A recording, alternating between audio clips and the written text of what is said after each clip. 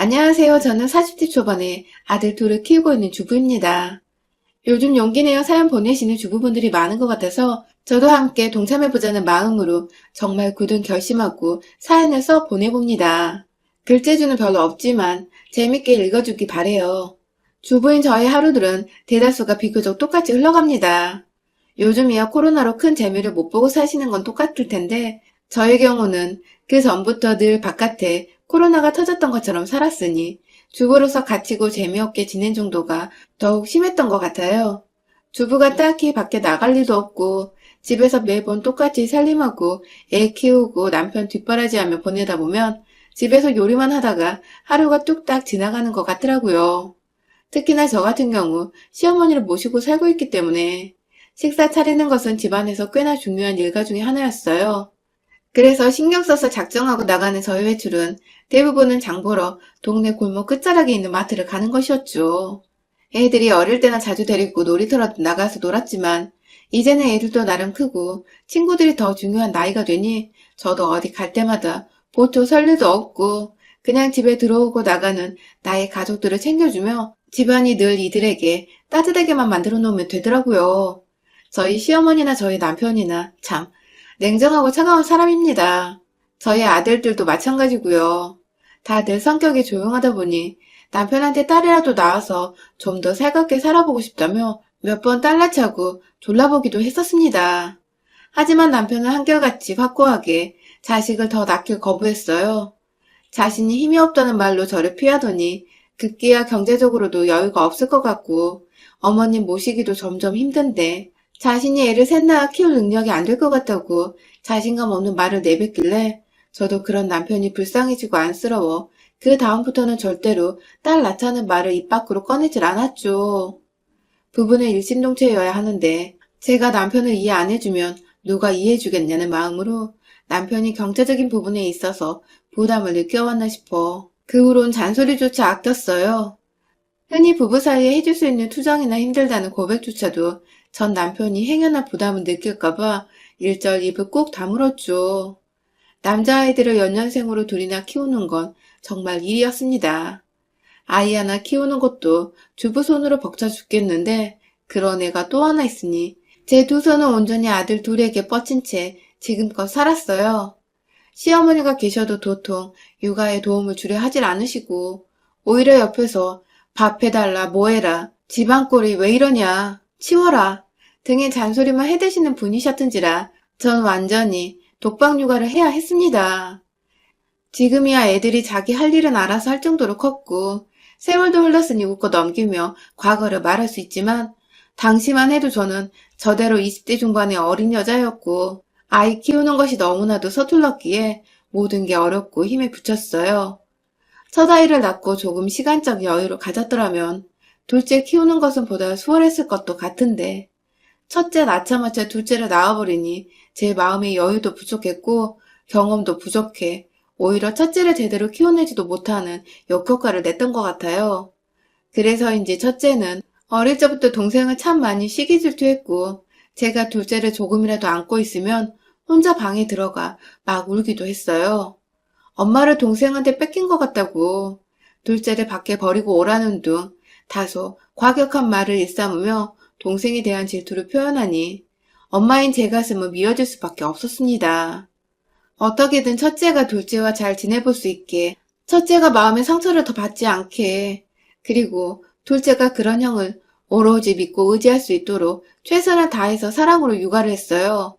웬만하면 밖에서 일하는 남편한테 짐이 되지 않으려고 정말 최선을 다했는데 우리 남편은 제가 말을 안 하니 힘든 줄을 모르더라고요. 더군다나 옆에 시어머니가 제 육아를 도와주는 줄 알고 있는 건지 절대로 혼자서 애 키우느라 고생한다는 말이 아니라 둘이서 애 키우니까 숨은 트이지 하는 식으로 말을 하곤 했습니다.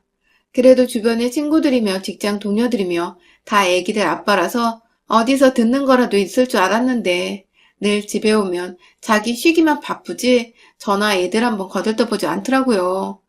그러던 중 남편 친구들의 부인들과 어쩌다 점심때 커피나 한잔하자고 모이기만 하면 다들 애 아빠가 일하고 집에 들어와서도 애들 봐주는 게 고맙다며 그 모습에 더 맛있는 밥상을 차려주게 되더라는 훈훈한 소리를 하고 있고, 왜인지 이 세상에서 저 혼자만 소유가 된 기분이었습니다. 우리 집 남편만 날 도와주지 않고, 우리 집 남편만 날 여자로서 사랑해주지 않는다는 생각 말이죠. 그래서 참다 둘째 낳고 4달쯤 지나 저녁에 애들 다 재워놓고 남편과 시어머니께 하소연을 좀 해봤어요. 서러운 마음에 예상치 못하게 눈물이 주르르 흘렀지만 아랑곳않고 남편한테 나 힘드니까 육아 좀 도와줘 라며 참 너무한다는 원망의 목소리를 내비쳤죠. 하지만 두 분 모두 달라지지 않더군요. 남편은 심지어 30분 동안 내가 애기 볼 테니 너 밥 먹어 등의 아주 계산적인 말을 던지면서 제게 시간 제한을 주고 육아를 도와주겠다는 말을 건넸고, 심지어는 난 회사에서 8시간 일했는데 넌 일도 없는데 왜 육아를 도와달라 말하냐? 면서 자신이 왜 자기 애들을 봐야 하는지 모르겠다더군요. 옆에서 시어머니는 계속 모른 척하며 계시더니 기껏 한마디 거둔다는 게 내가 도와주잖아 라는 거였고요. 한 번도 육아를 도와준 적이 없으신 분이 참 가소롭더군요. 남의 자식도 아니고 지 자식들 손주도 육아하는 것 좀 도와달라는 건데 아주 남의 집 자식 대하듯이더군요. 결혼 전에는 그래도 짧은 대화라도 제 눈을 바라봐주며 말을 했던 것 같고 오다 가다 사왔다며 나름 친데레처럼 절 챙겨주기도 많이 챙겨줬는데 아들을 둘이나 낳고 아줌마가 되어서인지 남편은 정말 남의 편이 되어버린 듯 했습니다. 시어머니는 늘 한결같이 제가 그냥 이 집안의 아줌마인 정도로만 생각을 하셨었고요. 사소한 것일지라도 이렇게 차갑고 정없는 남편의 말에 전 더 큰 상처를 받았고 결국 그날 이후 이 사람을 거의 포기하다시피 내버려뒀어요. 그렇다고 남편을 방치한 것이 아니라 육아에 있어서는 차라리 도움을 먼저 요청하지 않으면서 상처를 덜 받는 쪽을 선택한 것이죠. 자연스레 남편과 멀어지니 시어머니도 제대로 된 어른으로 대해드리기 힘들었지만 나름 이 집안이 깨지는 것까지는 원치 않는다는 생각에 어른 공경하며 제 할도리는 다 하고 살았습니다. 회사와 멀리 떨어져 살아서 최소한 새벽 5시에 일어나던 남편보다 먼저 일어나 아침을 차려줬고 그렇게 출근시키고 나면 애들이 하나둘 깨서 돌보고 시어머니 아침, 점심, 저녁 꼬박꼬박 차려주니 늘 저녁 시간이었습니다. 남편은 집에 오면 거의 8시가 되는데 시어머니는 꼭 제가 남편 밥 차려주는 걸 옆에서 보더니 거들어 주시지도 않을 거면서 새 밥을 내와라 혹은 국을 다른 걸로 바꾸라면서 전날 저녁과 아침과는 다른 메뉴를 상에 올리도록 강요하셨습니다. 자기 아들이 밖에서 열심히 일하고 왔는데 그거 하나 못 해주냐며 삼시세끼 밥 차리느라 바빠 죽겠는 며느리한테 제가 무슨 마술사도 아닌데 당장의 요리를 바꾸라는 기가 막힌 주문을 하곤 하셨죠. 집에서 매일같이 시어머니를 보고 있는 것도 끔찍한데 잔소리까지 듣고 나니 괜히 남편한테도 정이 떨어져갖고 급기야 저희 부부는 잠자리도 점점 끊기더니 급기야 둘째 낳고 반년도 안 되어 섹스리스 부부로 살기 시작했던 것 같습니다. 이대로 가다간 정말 애들 때문에 사는 불쌍한 부부가 되어버릴 것만 같았어요. 사랑도 뭣도 없이 그냥 딱 남인데 애들 때문에 발목 잡혀서 살아가는 그런 애처롭고 안쓰럽고 세상 짠한 여자가 되어버린 것 같은 상상도 하기 싫던 그런 결혼을 제가 살아가고 있었습니다. 그렇게 10년을 넘게 살았어요. 입안에는 가시가 돋쳤으나 어떠한 말을 꺼내자니 너무 오랜 시간 닫아둬 제대로 여는 법도 모르겠더라고요. 그 사이 남편은 승승장구하며 승진도 했고 곧 임원이 될지도 모르는 높은 자리까지 올라가 제법 어깨에 힘이 들어간 남자가 되었어요.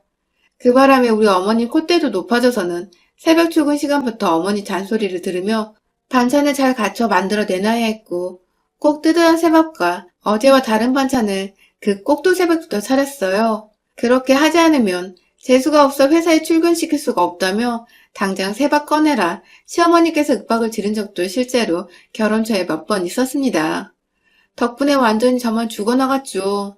저도 사람인지라 간단히 빵이나 조리된 식품들, 하다못해 시리얼이 과일이라도 예쁘게 얹어서 간단하지만 빠르게 끝낼 수 있는 요리들을 해주고 싶은 마음인데 그리고 남편도 너무 차려놓으면 부담스럽단 말을 하기까지 했는데 시어머니가 옆에서 호랑이처럼 서 있으니 정말 죽겠더라고요.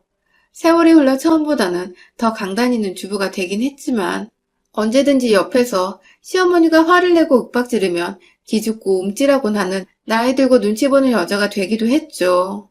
아이들은 쑥쑥 크더니 먹을거리만 넣어두면 지들이 알아서 꺼내 먹고 데워 먹을 수 있는 정도의 나이가 되었고 그 덕에 전보다 제 몸은 더 편안해졌지만 여전히 머릿속에 남편의 밥을 잘 차려내야 한다는 압박감에 이것저것 눈치를 보느라 마음은 늘 피곤했어요. 내가 집에서 하는 살림과 노력 모두 작지 않은 수고로움인데 그걸 제대로 된 노동이라 인정해주지 않는 시어머니는 정말 스트레스였어요. 결국 점점 시간이 지나며 시어머니를 바꿔보려는 제 마음은 사라져갔고 그냥 그대로의 시어머니를 인정하고 사는 수밖에 없었습니다. 다 얻을 수 없는 게 인생이라며 스스로를 체념했어요. 무뚝뚝한 남편부터 매서운 시어머니를 둔 것도 다 내 팔자려니 하면서 자식한테라도 잘하자는 마음으로 버텼습니다. 그러다 몇 개월 전 큰아이가 공부 때문에 스트레스를 받았는지 갑작스런 유경련으로 구급차를 타고 응급실에 실려간 적이 있습니다. 저희 누구도 구급차를 타본 적도 없었고 저도 학원에 있던 애가 쓰러져 응급실에 갔다는 학원 측 전화를 받고 놀래서는 열일 제쳐두고 병원으로 향했어요. 경황이 없어 어머니께 미처 말도 못하고 정신없이 뛰쳐나왔지만 어머님이 계시니 작은 아들 걱정은 일단 접어두었어요. 그렇게 병원에 있다 보니 무슨 링겔도 맞아야 하고 검사도 해봐야 하고 은근히 해야 할 게 많더라고요. 다행히 급성이라서 괜찮을 거라며 진정을 시키면 된다고 선생님께서 애를 좀 재우라 하셔서 옆에 꼭 붙어있기를 3시간 정도가 흘렀나? 시어머니께 전화가 왔어요. 자기 아들이 퇴근했는데 왜 자기 아들 밥이 안 차려져 있는 거냐고 도대체 정신을 어디다 두고 있는 거냐며 화부터 내면서 전화를 한 시어머니. 응급실에서의 걱정에 진이 다 빠져 있었는데 어머니 고함 소리에 불끈 화가 나 힘이 솟아오르더라고요. 그러고 보니 제가 남편한테는 미처 연락을 따로 못했는데 그 바람에 모두가 지금 이 상황을 제대로 모르고 있었더라고요.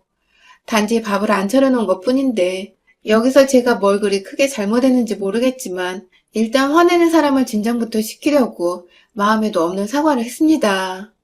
죄송하다고 큰애가 지금 응급실에 실려와서 정신이 없이 나와서 연락을 못했다고 말해줘. 애가 깨어나면 그때 데리고 집에 갈 테니 남편한테 말씀하셔서 병원에 와줄 수 있냐고 물어보자. 뭐? 내가? 나는 말과 함께 자신이 아들밥을 차려줄 테니 알아서 하라는 냉정한 답변을 내놓은 시어머니. 여기서 1차로 제가 빡이 쳐버렸어요. 남편 밥 차려주려고 안 오겠다는 건 수은 뻥인 건 다 알고 있었지만 그래도 할머니니까 남편한테 말해 손주를 데리러 와줄 줄 알았는데 막상 알아서 오라는 소리를 들으니 참 섭섭하더군요. 저도 그냥 이런 사람인 걸 원래 잘 알았으니까 입 아프게 더 말하지 않고 다른 말을 했습니다. 오늘은 알아서 밥을 좀 해먹어야 할 것 같다고 했어요. 내일도 제가 애 데리고 집에 가면 늦을 것 같아서 반찬 준비할 시간이 없으니 집에 갈 때 빵이라도 사가겠다고. 그러니 대충 먹어야 할 것 같다고 말을 했죠. 그러자 시어머니는 뭐 이런 경우가 다 있냐며 응급실 가기 전에 일하는 사람 생각해서 밥도 안 차려놓았냐며 또 자기 아들 감싸면서 저를 게으른 주부인냐 으르렁거리며 화를 내더라고요. 자기 손주를 간병하는 중인 며느리한테 화를 냈단 말입니다. 아니 누가 애 아픈 걸 사전에 미리 공지해주는 것도 아니고 애가 나 아플 거예요 하고 쓰러져 응급실에 간 것도 아니고 저도 집에 있다가 놀래서 불이 났게 병원으로 달려간 건데 그 와중에 집 앞 안 차려놨다는 불만만 쏟아붓고 있고 지 아들 굶는다고 열받아 있고 손주가 얼마나 아픈지 왜 아픈지 이젠 괜찮은지 정도의 안부 따위는 일절 물어보지 않는 시어머니. 진짜 뭐 이런 인간이 다 있나 싶더라고요. 순간 화가 나 욱하려는 거 시어머니 성질머리를 생각해서 꾹 눌러 참고는 다른 것도 아니고 얘가 아프다잖아요. 그런데 남편 밥 차릴 정신이 어딨어요. 하고 답했어요. 그러자 시어머니는 제 말에 답답하다는 듯이 긴 한숨을 푹 쉬곤 애가 아픈 게 다 제 탓이라는 겁니다. 제가 평소에 잘 먹이지도 않고 스트레스만 팍팍 준 거 아니냐고. 그래서 애가 응급실에 누워있는 게 아니냐면서 제 탓이니 애 옆에서 반성하고 오라는 시어머니. 집에 오는 길에 남편이 야식이라도 먹고 속 든든히 하고 잘 수 있도록 김밥 천국에서 소고기 김밥이라도 두 줄 사오라던 시어머니. 덤으로 떡볶이 같은 게 있으면 같이 사오라고 하더군요. 김밥에 찍어 먹으면 맛있다고 말입니다. 저요. 옆에서 애가 여전히 죽는 소리를 하며 식은땀을 흘린 채 잠들어 있는데 전화 너머로는 철없는 시어머니가 지 자식 입에 쳐넣을 음식 얘기만 하고 있으니 환장하겠더라고요. 그 와중에 자기도 떡볶이에 김밥은 먹고 싶어서 자기 먹고 싶은 것까지 사오라는 말을 했으니 골 때리는 걸로는 1등이었죠, 완전. 전화를 끊고는 아이를 좀 더 병원에 내버려 둔 채 혼자 조용히 택시를 타고 집으로 갔어요. 가는 길에 김밥 천국은 아니었지만 김밥 24시가 보이길래 들어가서 시어머니 소원대로 소고기 김밥 6줄에 본식 종류를 보다 떡볶이가 있길래 같이 샀습니다. 둘째 아들 걱정이 되기도 하고 큰애가 아직 완쾌한 게 아니라 다음 날에도 제가 정신을 못 차릴 것 같아서 김밥은 여유 있게 샀어요. 그리고서는 정말 씩씩하게 집으로 들어갔습니다. 저나 완쾌한 손주를 기다린 게 아니라 먹을 수 있는 음식을 기다리고 있던 시어머니는 제 손에 김밥 봉다리와 떡볶이가 들어있자 말없이 그걸 집어서는 부엌에서 집 식기에 옮겨 담더라고요. 손주 걱정이 안 되는지 그때까지도 제 아이가 괜찮은지 한 번을 물어보질 않았어요. 그러다 김밥을 뜯더니 뭘 이렇게 많이 사왔냐고 짜증을 부리던 시어머니. 내일도 김밥으로 때우게 할 거면 알아서 하라며 제게 으름장을 놓더군요. 그 바람에 제가 으름장을 놓으면 어쩔 건데 하면서 되려 소리를 꽥 질러버렸어요. 지 손주가 아파서 응급실에 실려갔다는데 지 아들이랑 지 입에 넣고 싶은 음식 생각밖에 못하고 있냐면서 네가 그러고도 할머니고 사람이냐며 뭐 저런 괴물 같은 인간이랑 한 집안에 살고 있는지 내 인생이 분하고 원통하다며 옆에서 놀라 서 있던 남편을 향해서도 니네 엄마 도대체 왜 이러냐고 막 소리를 질렀어요. 내 새끼 아픈데 내 남편 주둥이에 들어갈 음식 챙길 정신이 어딨냐고 진짜 미친년처럼 소리를 질렀죠. 시어머니가 들고 있던 김밥을 뺏어다가 먹지 마, 먹지 마 하면서 남편 얼굴로 막 던졌어요.